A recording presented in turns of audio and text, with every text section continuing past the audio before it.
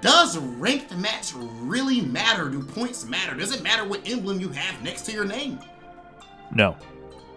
Explain yourself. I don't want to just No, move on. That's it. No explanation. Move on. That's it. Next topic. Okay. All right. We'll explain it. Right.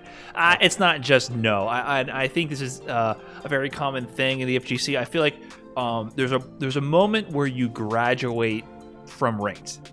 You know what I'm saying? There's a moment where you finish ranked. I don't know if other people know the phenomenon I'm describing, because I think when you're less known, when you are first starting out and you want to get respect more than anything, I feel like ranked is your only medium to get that, right? If you don't have the ability to go to offline events, if you don't have, I mean, now we have tons of great online events, so I think it's also not as applicable today if you're in the right region. But if you're in the middle of nowhere, right, you don't have these opportunities to show your skills.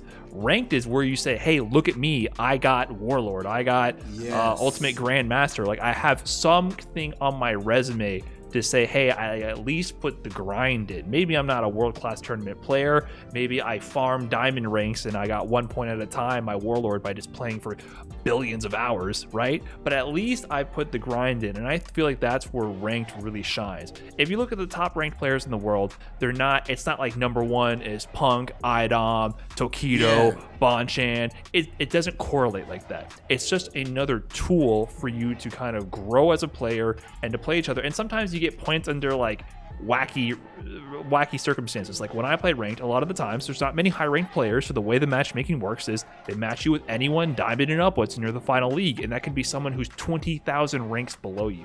I mean, on my YouTube, I'm sure you get it too, like on your stream or YouTube, people are like, why are you playing this guy who's so much lower ranked than you? And it's just, that's how it is. There's not, once you get to a high rank, most of them are in Japan or Korea or South America or somewhere else, right? You can't play them online because of distance and latency issues.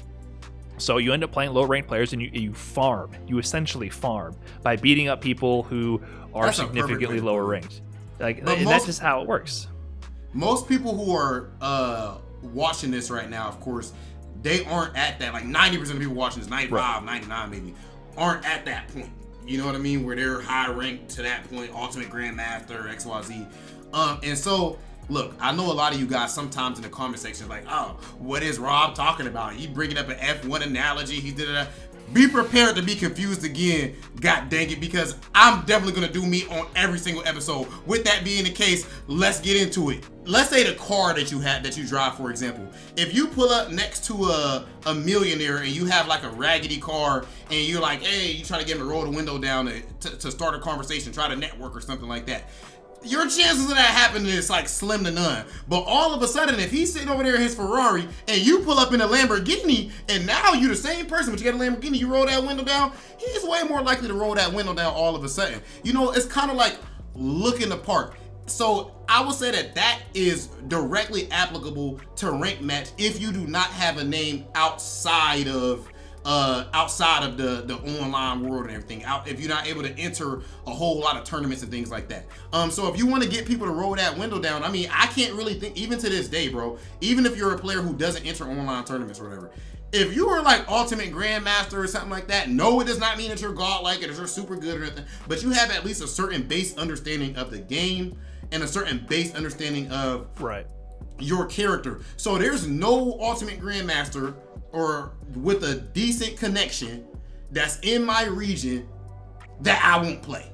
You know what I mean? Like, I don't need to know you personally. I don't need to, nothing like that. There's this guy, it's so dark outside, a Sagat player. I've been needing Sagat practice. He's like Grandmaster or whatever. I can't tell you his face or anything like that. Shout out to him. But I invite him to Battle Lounge just because, this guy's clearly competent.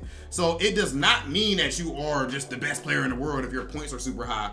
But I definitely do recommend everyone, if you don't have a name, to try to get your points up. And the last thing I'll say, which Brian, I would like to get your take on, I think that if you want to be a tournament level player, you should have the ability to get Ultimate Grandmaster, Warlord, all of that with no effort. Right now, any player around me and Brian's level, a little lower, a little higher, can easily get Warlord if we so choose. Like, you know what I mean? Like, it's just a matter of how much we're willing to farm diamond ranks. I would say it's not no effort. It's more, it's a lot of time. It's a time sink. It's straight up a time sink is what it is. Because, like, for instance, I switched to PC, right? I was at Ultimate Grandmaster on my PS4 account, and like my points combined would be Warlord at this point if I combine both accounts that I've done ranked on. But my PC account's like Grandmaster, and people are like, oh, like people who don't know think I'm incapable of getting that level. Like people will judge you on that. Even in my own YouTube comments, people will be like, but Brian, don't worry, you lost to this guy. He's ranked higher than you. I'm like, he's ranked lower than my name, which I haven't touched in a year. You can't mess with those Ultimate Grandmasters, huh, Brian? Right. And my main has been higher ranked and it's been stagnant for a year, so I don't do ranked anymore because at a certain point you graduate from ranked. But I like what you said, if you can't get a high rank, that is a problem. If your ranked win percentage is not high enough, that is a problem. The thing is, do you need to sink the time into it at this point in the meta as a tournament level player? No, that's why you see so many champion level players who have very low ranks. I've never seen NuckleDu have a ranked account above platinum. I met an RD is like Grandmaster. Gachi-kun ranked, like he won Capcom Cup. Is he ranked top 4 in the world with the other 4 Capcom Cup champs?